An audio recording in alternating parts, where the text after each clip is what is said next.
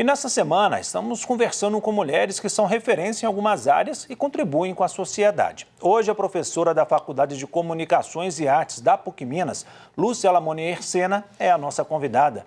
Boa tarde, Lúcia. Ei, boa tarde. Lúcia, as mulheres têm conseguido algumas conquistas, que diminuem a desigualdade com os homens.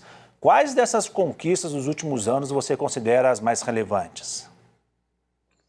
Olha, eu destacaria duas leis brasileiras que dizem respeito à proteção dos corpos das mulheres, né? Então, tivemos a Lei Maria da Penha, em 2006, né? E depois, só em 2015, nós tivemos a Lei do Feminicídio, mas eu acho que são dois avanços no campo jurídico que garantem, de maneira muito significativa, a igualdade sobre esses corpos, né? Então, ao penalizar a violência cometida contra as mulheres, de alguma forma a sociedade também equaliza o valor desses corpos, né, dos corpos masculinos e femininos. Eu destacaria essas.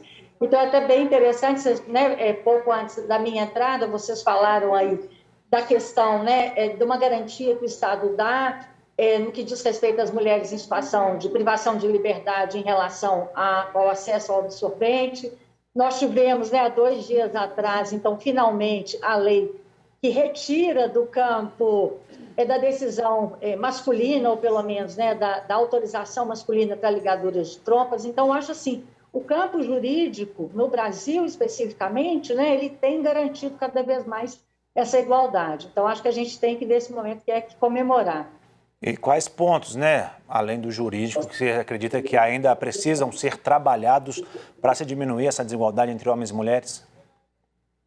Olha, eu acho que no campo cultural, dos valores, das moralidades. Então, por exemplo, quando a gente pensa que ainda são as mulheres que, a despeito de desenvolverem um trabalho, às vezes no mesmo posto do que os homens, ganham menos, eu acho que isso é um campo que a gente realmente tem que avançar.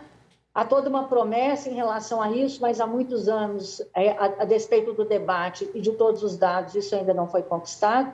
E acho que também no campo dos valores, a divisão de tarefas que, às vezes, nos espaços privados, nos espaços domésticos, permanecem sendo das mulheres, Então, acho que isso aí é bem importante, assim. Acho que isso é uma questão que não vai ser uma legislação, Então, acho que é um valor de cultura que tem que ser completamente transformado para que essa igualdade aconteça. Mas eu acho que eu também não quero deixar de falar de uma perspectiva que, para essa igualdade acontecer, eu acho que necessariamente a gente tem que falar aqui das questões que dizem respeito às mulheres negras, Então, assim, se há diferenças entre homens e mulheres, quando a gente pega a perspectiva por raça, isso é infinitamente mais desigual. Então, realmente, eu acho que enquanto também essa equiparação, o valor também das vidas negras, de mulheres negras, que também são as maiores vítimas de violência, são as que ganham menos, as disparidades são grandes, aí eu acho que realmente talvez a gente consiga conquistar, avançar no campo dessa igualdade. E, Lúcia, não tem como negar que a sociedade brasileira ela é machista, Foi construída em cima das decisões e vontades dos homens. Como que deve ser tratado com crianças e jovens para que a gente tenha, de fato, uma sociedade de respeito e igualdade?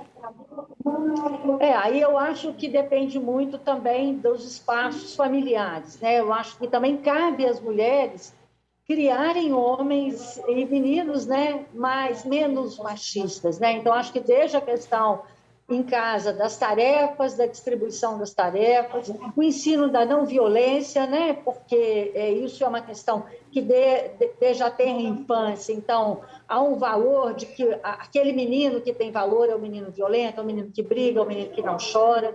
Então, na medida também que nós mulheres conseguirmos tratar os nossos filhos, os nossos irmãos, enfim, no âmbito familiar, a gente desde a tenra infância ensinar esse valor, que é o valor de um outro homem, um homem que não é violento, um homem que a masculinidade não passa por exercício da violência, da dominação. Então, acho que cabe muito também aí às mulheres construir essa sociedade um pouco menos machista.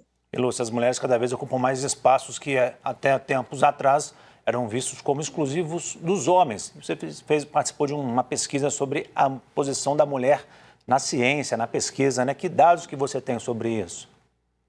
Então, na verdade, essa pesquisa ainda está acontecendo, né? Essa pesquisa diz respeito a uma divulgação, né? Uma proposta de divulgação científica do trabalho das mulheres aos 70 anos aí da história da PUC Minas, das mulheres na ciência, mas os dados, quando a gente olha, por exemplo, os dados globais, então, cerca só de 30% das mulheres estão nas áreas da ciência. Quando a gente pega no Brasil esse percentual, ele é até um pouco maior, né? Ele é cerca de 40%.